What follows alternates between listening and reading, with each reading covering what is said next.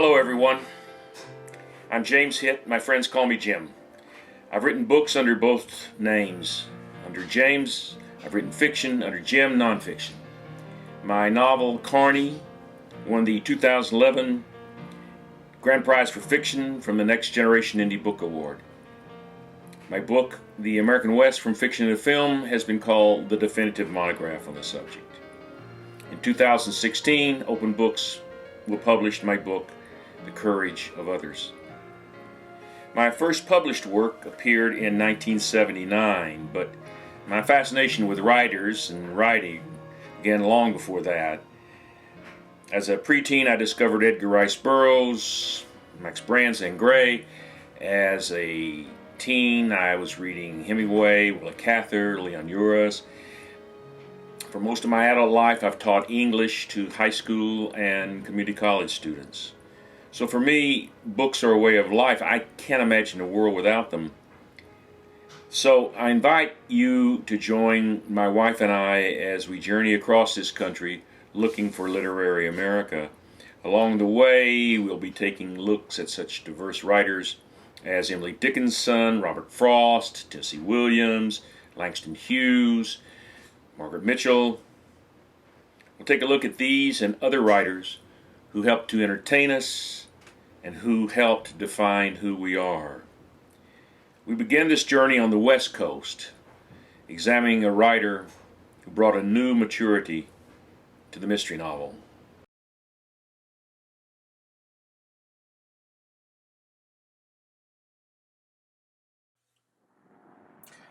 There was a desert wind blowing that night. It was one of those hot, dry Santa Anas that come down through the mountain passes, curl your hair and make your nerves jump and your skin itch. On nights like that, every booze party ends in a fight. Meek little wives feel the edge of the carving knife and study their husbands' necks. Anything can happen. You can even get a full glass of beer at a cocktail lounge. Those were the opening words to Raymond Chandler's short story, Red Wind, which one writer's magazine claimed was the greatest opening in literary history.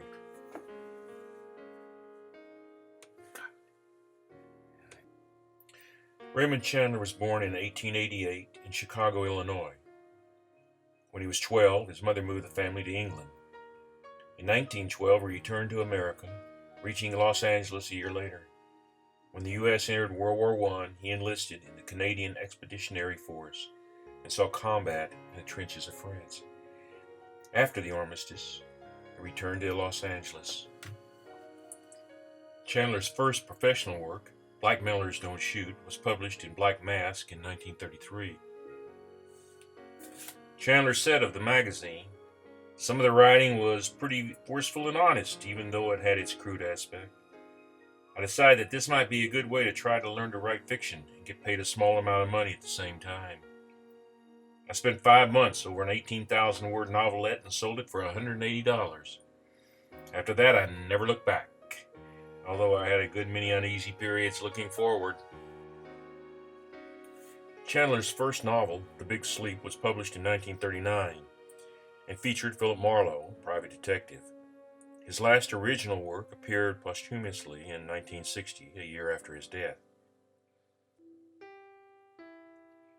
In his novels and short stories, using a canny mixture of truth and fiction, he captured L.A. to such an extent that the city became as an important character as Philip Marlowe. Take, for instance, the opening of The Lady in the Lake. The Traylor building was and is on Olive Street near 6th on the west side. The sidewalk in front of it had been built of black and rubber blocks. They were taking them up now to give to the government, and a hatless, pale man with a face like a building superintendent was watching the work and looking as if it was breaking his heart. The Traylor building was actually the 12-story Oviatt building, the first Art Deco high-rise in L.A., now a designated historical cultural monument. James Oviatt, the builder and its founder, had installed a rubber sidewalk as a publicity stunt. Oviatt had this sidewalk removed during World War II, citing the government's need for rubber to further the war effort. It was this incident Chandler described in the opening of Lady in the Lake. That was over 70 years ago, and much of that LA that Chandler knew has disappeared. Yet, some of his city still exists. The Bradbury Building is also a cultural monument. The Art Deco interior, although refurbished, looks exactly the same as it did during the 1930s and 1940s. City Hall is still a familiar part of the LA skyline. Union Station, the exterior, looks much as it did during Chandler's time. I suspect both Philip Marlowe and Raymond Chandler would still recognize the interior of Union Station. Musso and Frank still dishes out food on Hollywood Boulevard. Of this place, Philip Marlowe said, "Only suckers enter through the front door." In his essay, The Simple Art of Murder, Raymond Chandler wrote, "Down these mean streets a man must go, who is himself not mean, who is neither tarnished nor afraid." No author understood the mean streets of LA better than Raymond Chandler. I first read Raymond Chandler when I was in high school. Recently, I reread a number of his short stories as well as The Long Goodbye. Returning to him as an adult, I discovered new depths to his characters and stories that I would never have seen as an adolescent.